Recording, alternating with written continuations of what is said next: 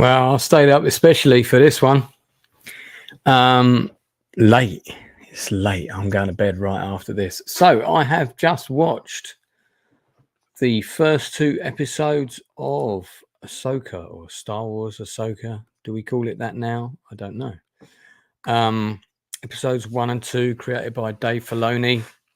Ahsoka, of course, portrayed by Rosario Dawson. I want to say before I go any further that just want to give a shout out to the wonderful Ray Stevenson. He was fantastic in this episode. He's only listed as doing one episode on IMDb. I'm not sure that's true. I'm sure he's going to be in more than one. He was fantastic in this, and I do believe that the show will be a pretty decent send off to a man who got into acting very late in life and nevertheless had a pretty decent career. So I met him once at the theatre with I think it might have been his ex-wife. This is a long time ago now. Very nice man. So I didn't get a chance to work with him, sadly. So what did I think of Ahsoka? Okay, so I won't get into spoilers yet. I'll just give you my opinion. Overall, not bad. Great opening on the first episode. Really strong opening. The visuals are very, very Star Wars. It feels like Star Wars to me. A fair bit of exposition. It's a female-led show. Strong female characters, but I don't have a problem with that because these are characters that they're known in Star Wars lore. We have Ahsoka Katan, of course, who you'll know from Star Wars Rebels. If you've seen it, it's not essential for you to have seen it. You'll get into it pretty quick. You may, of course, have met her previously in The Mandalorian, which is the only other live action show she's been in. Brilliantly played by Rosario Dawson. So it's got a lot of good things. The action, for the most part, is pretty good. There was one lightsaber bit that I thought was a little bit ropey, but most of the action in the show I thought was pretty good. Couple of really good lightsaber fights. Yeah, I'm back on. I stayed up to watch Ahsoka. I stayed up to watch Ahsoka. I've seen both episodes already, and my internet did cut out. I was 5 minutes into episode 1, and the internet went boom. So, but I really wanted to do a review before I went to sleep. So, yeah. So good action. Not sure about the storyline yet. I think I need to see more. It's a little bit like we've got to get the thing to do the thing to get the thing. But the basic story revolves around a rumor that Grand Admiral Thrawn, the last of the Grand Admirals of the Empire, is alive. This is a universe still recovering from the Empire. There's lots of links into earlier episodes like the dockyards, and there's still a lot of people doing their little deals. This is still a rebellion or a post-rebellion universe that's still full of Empire sympathizers and agents. So it's quite a deadly place to be doing wheelings and dealings. Rosario Dawson is great in the lead. Really like her. I like her as an actress anyway. I've followed her career since she was in Kids. If you can remember that movie, which I saw at a film festival in Nottingham. Let's get some pictures up here. So Ivana Sakano, I hope I'm pronouncing that right, has a great opening sequence, which that is part.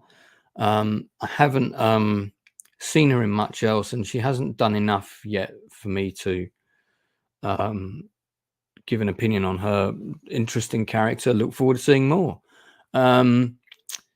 Natasha Lau Bordizzo, pretty decent actress. She's playing a character that was first established in Star Wars Rebels. We've seen this character before. Tim's talk is saying it's a solid start. I can't disagree with you, Tim. I can't disagree with you.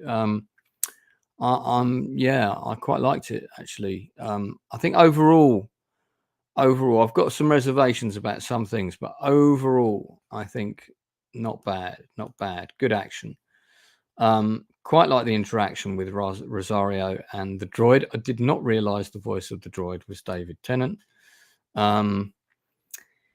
This opening sequence and the whole opening 5 minutes is fantastic. Mary Elizabeth Winstead is an interesting actress to play this character. I believe this character was also in Star Wars Rebels, when a sort of younger version of them. So you've got a lot of links to Star Wars Rebels. Not particularly keen on this thing. Has to be said. It just feels like another fluffy toy to be put on the shelves for kids to buy. But but I think the world building around it gives a very good good sense of where we're at with the history of this particular. This is a turbulent, uneasy time with a lot of factions still kind of vying for their own interests, and then amongst all that, we have a subplot with a previous Empire officer, an agent, and then their agents who are seeking things that will reveal the location of the last Grand Admiral. Then there's also a device being built. We're not quite sure what it's going to do, but I'm going to guess that it's some kind of super weapon, because there always is a super weapon. I hope the whole plot doesn't revolve around a super weapon. We haven't met Grand Admiral Thrawn yet, but he's been played by Lars Mikkelsen. I look forward to seeing scenes with him. Has to be said, I think she looks better with the short hair. So, 2 episodes, 2 good episodes. There are some silly things. That annoy me a little bit. I tell you, one of the things that really knocks me is that lightsabers now don't seem to kill people. And I have a big problem with that, because it's been established in Star Wars lore that if you get a lightsaber through the belly, you've pretty much had it. Then I think we had some people that happened to. Was it in the last Boba Fett show or what? And it didn't do anything to them, and it was like lightsabers. So I don't want to get into too many spoilers, but I was quite surprised when one character got proper lightsabered, sort of, in episode 1, and then in episode 2 they're kind of in hospital. And by the end of the episode, they're raring to go, like nothing's happened. That kind of annoyed me. That's right, Obi-Wan, Reva, she got stabbed twice.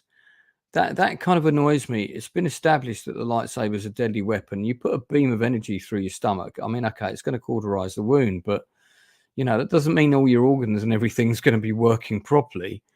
I just think it's a bit of a nonsense. And I think every time we do that, what happens in the show is you diminish the power of the weapon. Therefore, you diminish the power of the drama. Therefore, next time I see a lightsaber go through someone, I'm going to go, they're probably going to be all right. So now the lightsaber for me is meaningless. So I think that I have a bit of a problem with. That for me is the biggest irk, and it is a big one. It's not a little thing. It's a big thing, because it's a main weapon that's featured all the way through the show. So if you keep demeaning the power of the Jedi weapon, you demean the power of those characters, and you make them less effective. You make their threats less effective. So I find that really annoying. That aside, and one clumsy fight sequence aside, it was a pretty good start. Like Tim says, a pretty good start. But you have to abide by the rules of the reality that you create. You have to abide by them. If you don't do that, then you're kind of pissing on your fans. Really, you're pissing on the people that have invested time in your show. So I do hope that there isn't too much of the lightsaber the ineffective lightsaber as the show goes on. With that caveat in mind, I say it's off to a good start. I'm not going to rate it out of 10 or anything. I don't like rating a show until it's done. But I think good start. First episode, pretty strong. Second episode, the start kind of undermines it. But then there's some interesting things that happen. I wasn't bored. I was quite interested, and I was quite invested in certainly Ahsoka's character. Sabine Wren, she's all right. I know she's got a big storyline in Star Wars Rebels, but I was never that interested in her, I have to admit. So for me, she's a bit of a nothing character. The actress does very well. I'm certainly not demeaning her performance. I just think we need a bit more jeopardy, and we need characters.